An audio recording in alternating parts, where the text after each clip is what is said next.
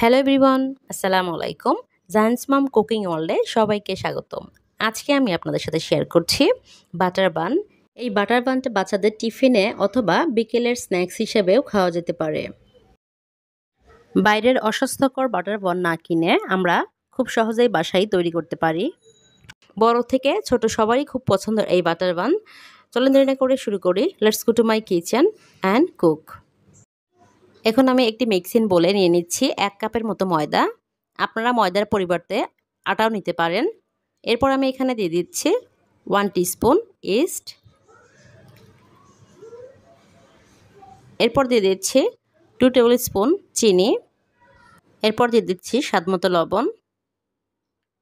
এরপর দিয়ে দিচ্ছি 2 টেবিল স্পুন তেল। এখন আমি এই কয়েকটি উপকরণ ভালোভাবে ময়দার সাথে মেখে নিব। মাখানো হয়ে গিয়েছে। এখন আমি দিয়ে দিচ্ছি কুসুম গরম দুধ। আপনারা এখানে দুধের পরিবর্তে পানি ব্যবহার করতে পারেন। দুধ দিলে বানটা খেতে বেশি মজার হয়।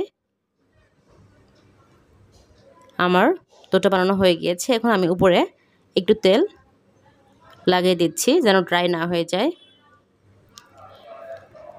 এখন আমি একটা র্যাপিং পেপার দিয়ে র্যাপ করে দিচ্ছি। আমার র্যাপ করা হয়ে গিয়েছে। এখন আমি এটা রেখে দেব 2 ঘন্টার জন্য। 2 ঘন্টা পর আমি ফিরে এসেছি। আমার ডোটাও ফুলে গিয়েছে। এখন আমি হাত দিয়ে বাতাসটা বের করে দিব। একটু মথে নিচ্ছি। এখন আমি লেচি কেটে নিচ্ছি। আমি 4টা লেচি কেটে নিয়েছি। এখন আমি একটি লেচি বেলে নিব। এক হাত দিয়ে টেনে টেনে আমি অন্য হাত দিয়ে বেলে নিচ্ছি। আমার চপিং বোর্ডটা একটু ছোট, তাই সমস্যা হচ্ছে। আপনাদের কাছে আমার একটা রিকোয়েস্ট, আমার চ্যানেলটি নতুন, প্লিজ সাবস্ক্রাইব করবেন, তাহলে আমি আরও ভিডিও দিতে মোটিভেটেড হই। খোলা অংশটা নিজের সাইডে রেখে 2টা সাইড নিয়ে মাঝখান দিয়ে পেঁচিয়ে পেঁচিয়ে শেষে এসে আমি একটু মুড়িয়ে অপর পাশটা আমি উল্টিয়ে এইভাবে বানিয়ে নিব। বানানো হয়ে গিয়েছে। এখন আমি একটি প্লেটে কাগজ নিয়ে কাগজের উপর তেল ব্রাশ করে দিচ্ছি।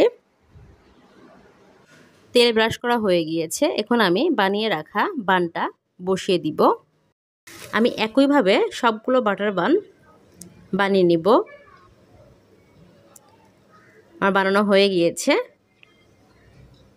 এখন আমি এখানে ডিমের কুসুম ব্রাশ করে দিব। ডিমের কুসুমটা দিলে বাটার বানের কালারটা সুন্দর আসবে। এটা টোটালি অপশনাল, আপনারা নাও দিতে পারেন। কুসুম ব্রাশ করা হয়ে গিয়েছে। এখন আমি একটি বড় পাতিল বসিয়ে দিয়েছি। এখন এর মধ্যে দিয়ে দিচ্ছি প্লেটটা। এখন আমি এটা ঢাকনা দিয়ে ঢেকে দিব। আমি প্রথমে 10 মিনিট হাই হিটে রেখে তারপরে একদম লো আঁচে কুক করে নিব। একটি বাটিতে এখন আমি 1/3 কাপ বাটার নিয়ে বিট করে নিব।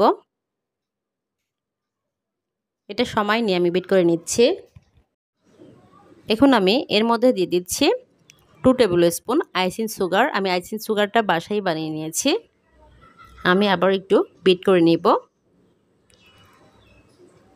আপনারা এটা হ্যান্ড উইক্সেই করতে পারেন, কিন্তু সময়টা অনেক বেশি লাগবে।